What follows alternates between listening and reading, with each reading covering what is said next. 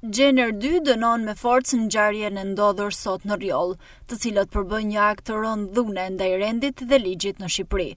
Persona të pa autorizuar kanë hyrë me forcë në kantier, duke ushtruar dhunë fizike ndaj punonjësve tanë, duke rrahur persona të pranishëm, duke thyer pajisje pune dhe dëmtuar makineri. Ky është një sulm i rrezikshëm kriminal, që cënon jo vetëm një investim privat, jo vetëm klimen e investimeve në vend, por edhe krijon një precedent të rrezikshëm që në dhuna mund të zëvendësojë vendimet e gjykatës, sulmet të zëvendësojnë dokumentat e ligjshme dhe turma mund të zëvendësojë edhe vendoset mbi institucionet. Në të njëjtën kohë shprehim shqetësim serioz për mungesën e reagimit parandalues nga organet përgjegjëse, konkretisht nga Prokuroria e Shkodrës, e cila prej kohësh është në djeni të tensioneve të krijuara në këtë zonë, por nuk ka ndërmarrë vendime të qarta për të frenuar përshkallëzimin për të mos ardhur në këto momente. Mosveprimi në raste të tilla kthehet në inkurajim të hapur të dhunës, po aq përgjegjësi mbajnë edhe ata që prej ditësh kanë nxitur klimën e konfliktit.